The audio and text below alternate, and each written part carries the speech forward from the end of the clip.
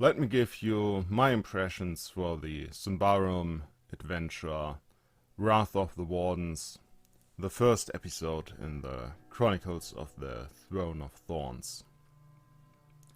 This is both a setting book and an adventure.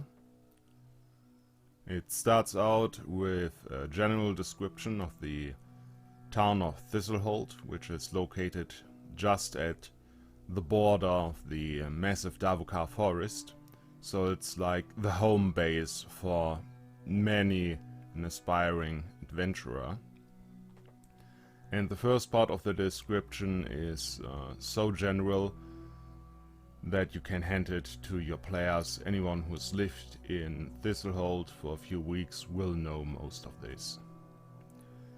And they make an actual PDF with just the player section of this. Then comes the Game Master section, which has all the nitty little details, the major power players and the dark secrets of the town. Last but not least is the adventure, the Wrath of the Wardens. Let's get into it in more detail. As always, the illustrations are top-notch, very moody, expressionistic style.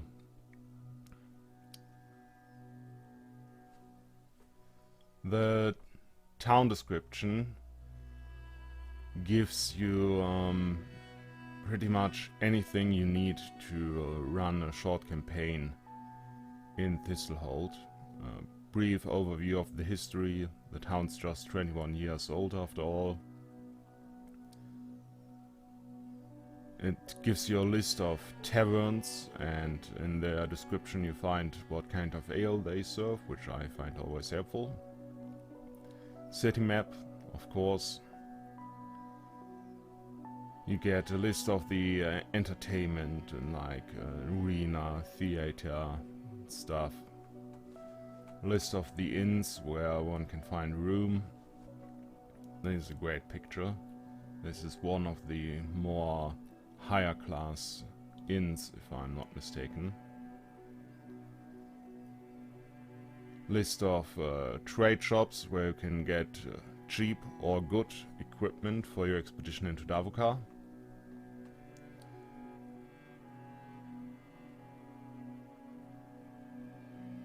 And so on. Good description of the town, just detailed enough, very useful. Then there's also the description of Blackmoor, which is like a refugee camp outside of the town of Thistle Hold, but many like lower class workers who go into Thistle Hold proper to work every day also live in Blackmoor. So many goblins live here. Most of it is temporary structures, tents and huts.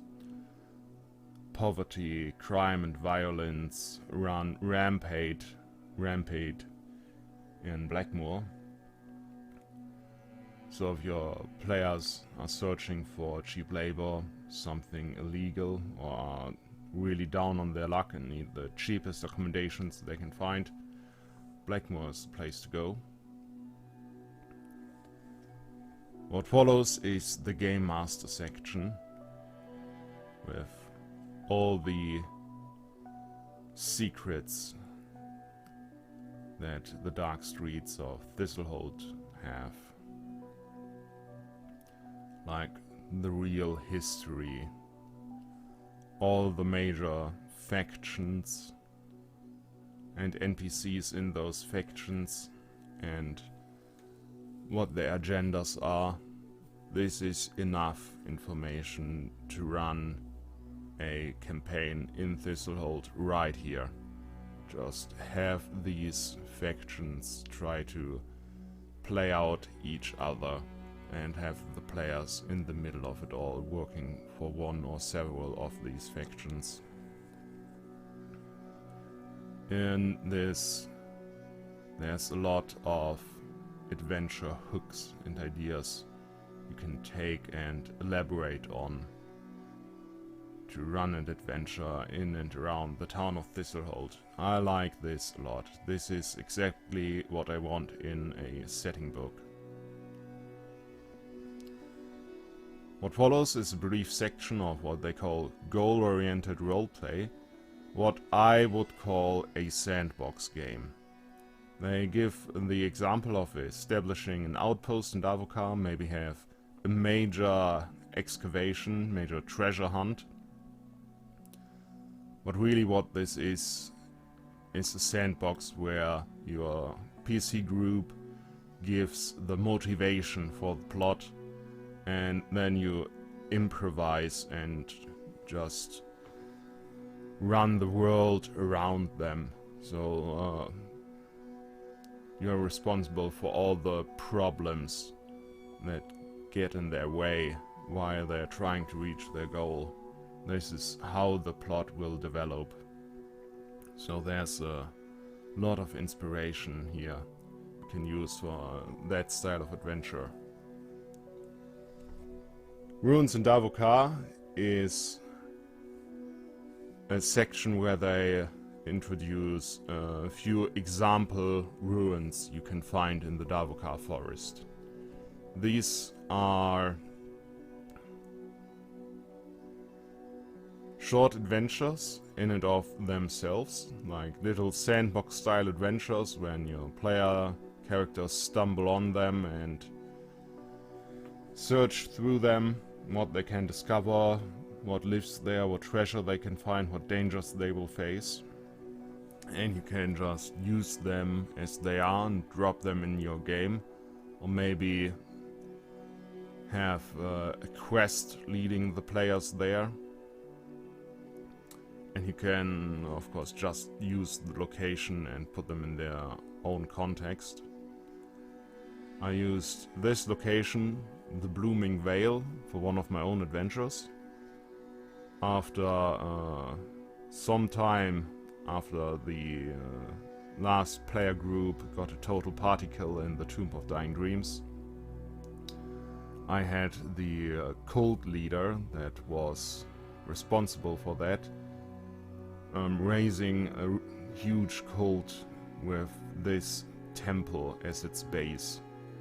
So I think after we played through Wrath of the Wardens, I used this as a little adventure where they could get in here and stop this cult, and the players could take revenge on that cult leader. And while they got here, they found some trolls in the wood, and they later allied with them and cleared out the cultists from here.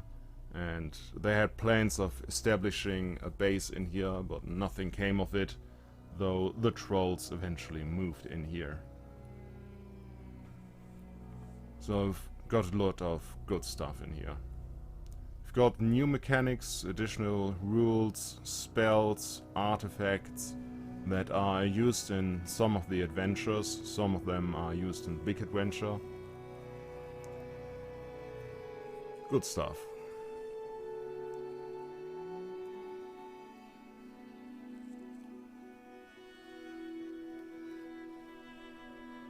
Now we come to the adventure, Wrath of the Wardens. Heavy spoiler warning. Gives you an overview of what happens in the acts of the adventure, what the player characters can be, how you can rope them into the adventure, what motivation you can give them. Gives you a flow chart for the single scenes of the adventure, though they do not necessarily have to be in this order. The middle section is pretty much free form. Act 1, the bell tolls. It starts off with the alarm bell sounding because two witches on their giant bestial mounts approach the town, and the city watch sends an greeting party, and the player characters should be part of this greeting party because the witches have something interesting to say. The head witch, the Holdra, has had a vision that darkness is rising in the town, and they ask if the well has spoken. Doesn't make much sense at this point, but the witches will remain at the edge of the forest, and the player characters can go to them later, get information from them, maybe win them over as allies for their struggles. So it's important that they are introduced right now, and it's a nice little scene of the conflict between the clan people and the Ambrian people, and how their relationship is at the beginning of the adventure. Soon after, what happens is the well speaks.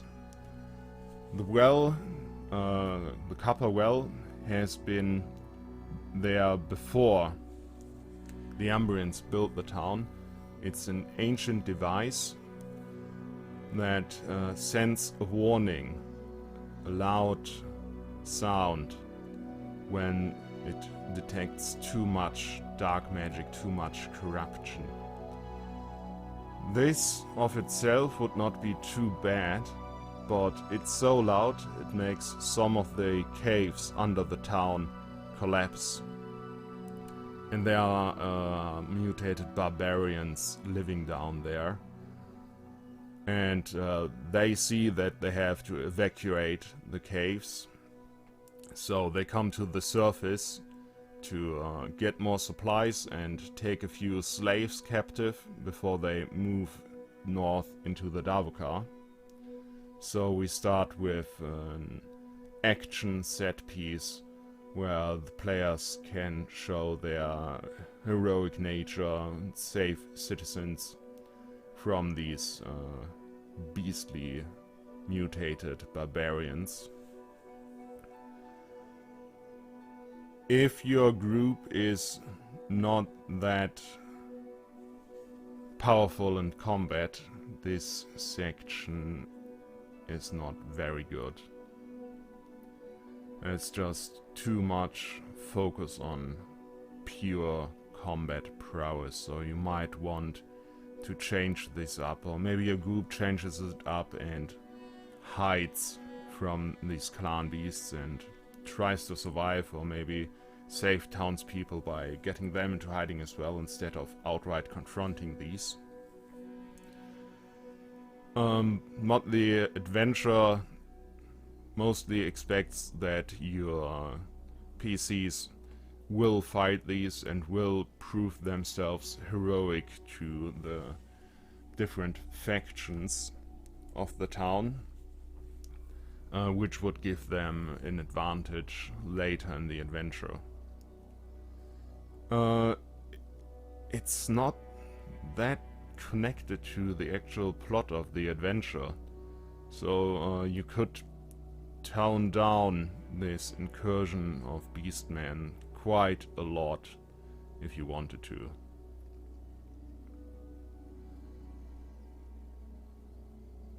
What is more important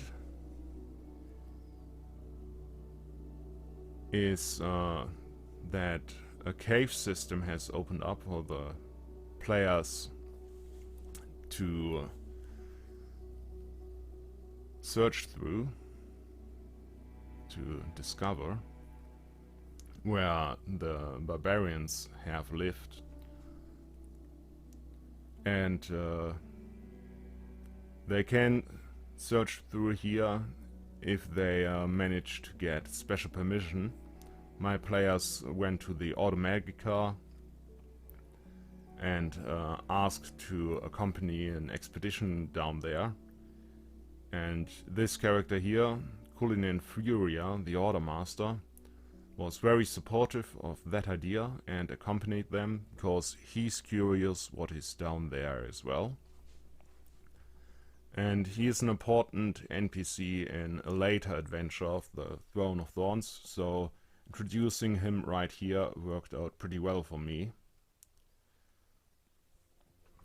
And they can discover that the barbarians seem to have lived in here for a long time, though much of the cave system is actually collapsed. And important for the adventure, number 10 here, there's a power node. Like a huge crystal that can be used to enhance magic. And that will be used in the final chapter of the adventure. So it would be very good if your PCs manage to get down here and explore this now. On this note, they will encounter a barbarian witch that is too old for the trip into Davokar and has been left behind. They can talk to her and get some information, maybe fight her, maybe not. Unless they have the mage Cullinan Furia with them, he will just fireball her outright.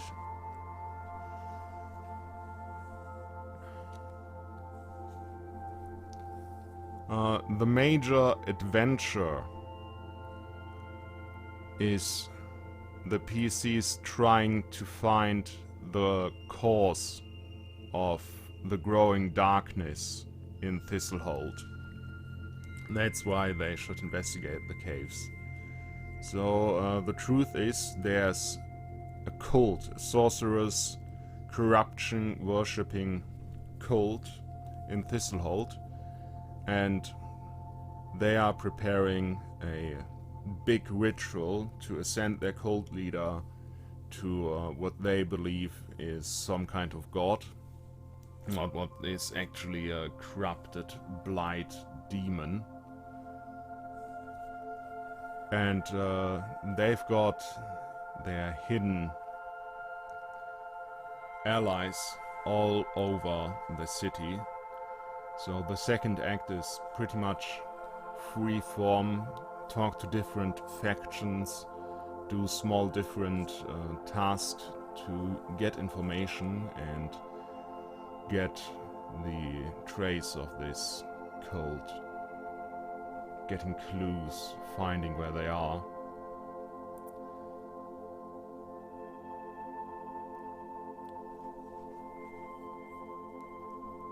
And one of these traces will lead them to the Sun Temple. And before they give information, they want the players to help them with a little problem. They want them to stop the whoever's harassing Father Savola. This is also an important character later in the campaign, so if you can introduce him right now, that's good. Right now, he is a small preacher in the township of Blackmoor.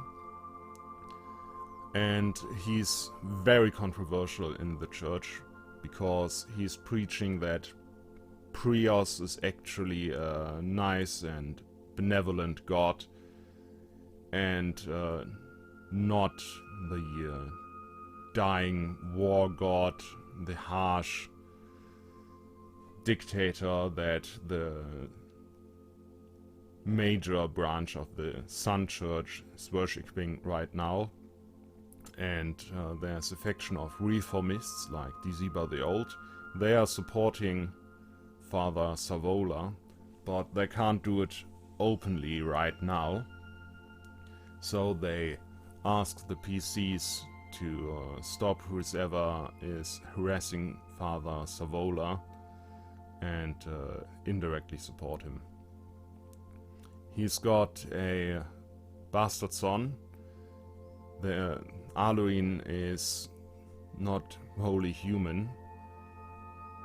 He is more like a powerful nature spirit, and he will play a role in the later parts of the campaign as well.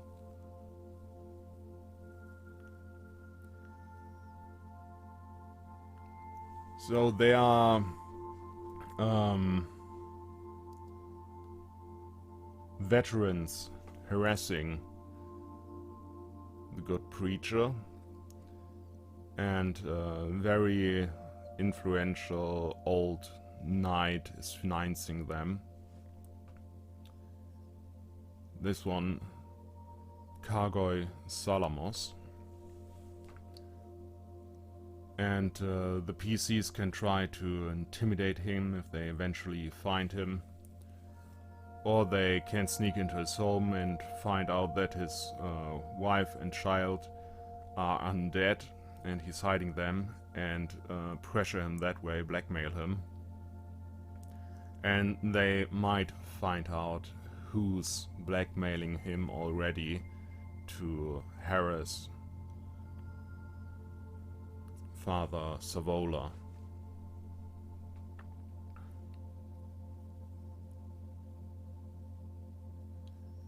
Another lead is through the Queen's Legation, which is the official governing body of the Umbrian Kingdom. And they are searching for a copper plate that has been brought by some Templars from a Templar excavation of a sun temple in the Davokar forest, and it contains a prophecy, the prophecy of Sacramal, which is also important later in the campaign. It prophesies that someone shall inherit the Throne of Thorns. So if you can introduce this at this point, that would also be good.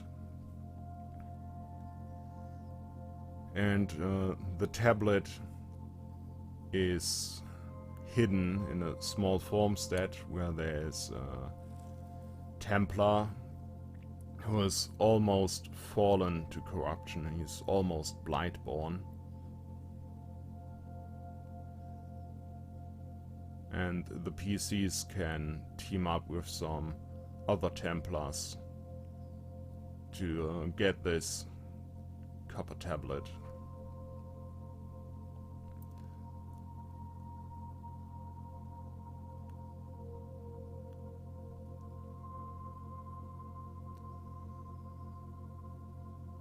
Eventually they should get on the tail of the cult, which leads to the third act.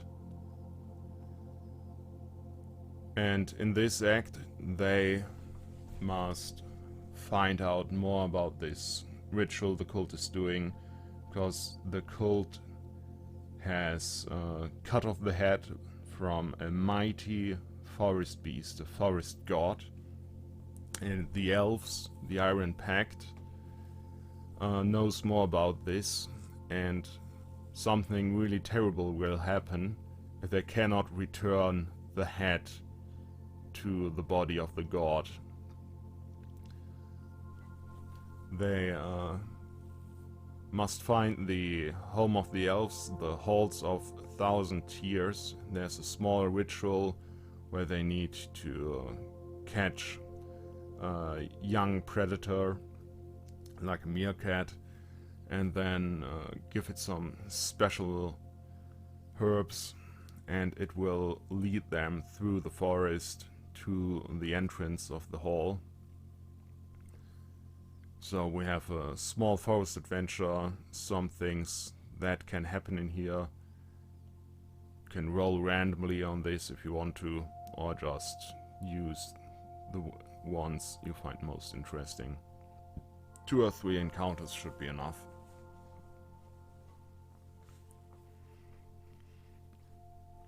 The Iron Pact is one of the major factions for the whole campaign, so introducing them right here is pretty important.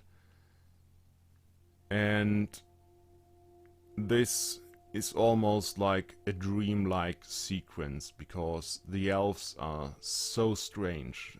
The halls of 1,000 Years is so different from anything else in the setting. So they can meet up with important players in the Iron Pact, Tierra Tiana, and they will ask the PCs to help them with the cult problem and return the head of the god, which is like a giant bull, and offer quite a bit of reward, like an artifact, training, cleansing ritual that lowers permanent corruption, which one of my PCs needed at this point, or gemstones and precious metal for 400 plus 1d 100 thalers. So that's a huge treasure right here. If they do this, they are wealthy enough to found their own expedition into Davokar.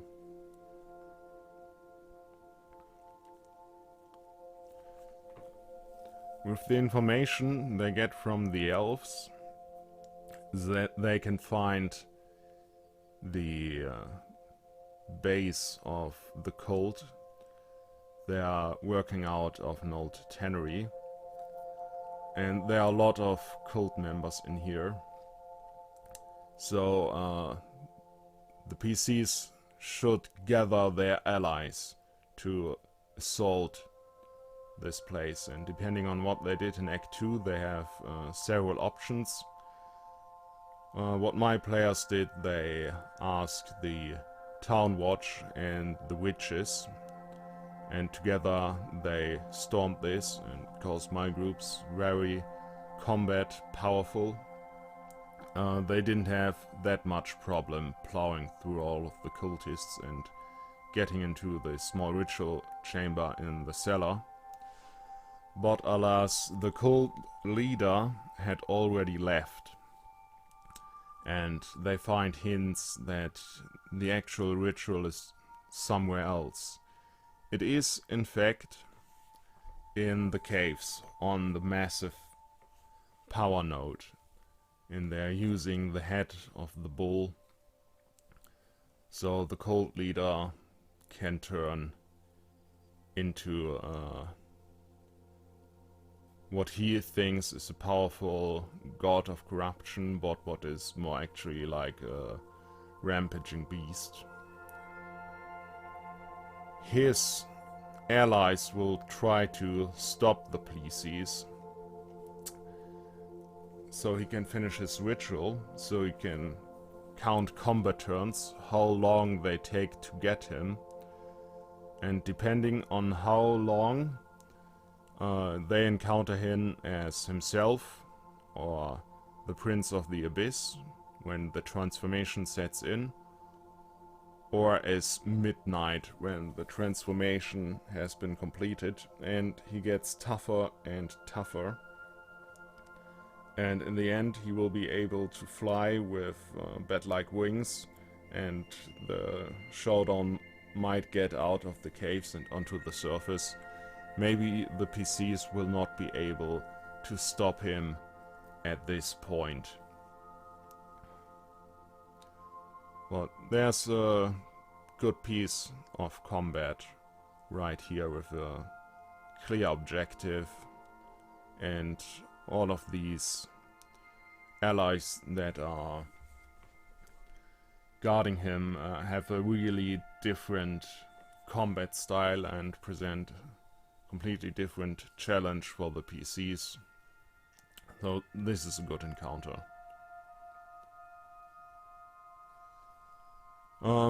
After that, they can give the head back to the elves, who will heal the orcs and give the players their reward, which is a nice little scene right here. And the adventure closes with possible developments from what has happened and how the world might go, what the PCs might do next, and how you might bridge the time to the next adventure in the campaign. At the end of the book we have some handouts you can print out, cut out and give to your players. Not bad at all. All in all, I liked the adventure. Parts of it were too combat heavy and not flexible enough for my taste, but all in all, it was a solid adventure. And I loved the setting part of the book. The Hunter's Harbor, the Game Master section. There's so much material in here that all in all I really liked the Wrath of the Warden. I can wholeheartedly recommend you getting this if you are playing the Symbaroum game. That's it for today. Thanks and goodbye.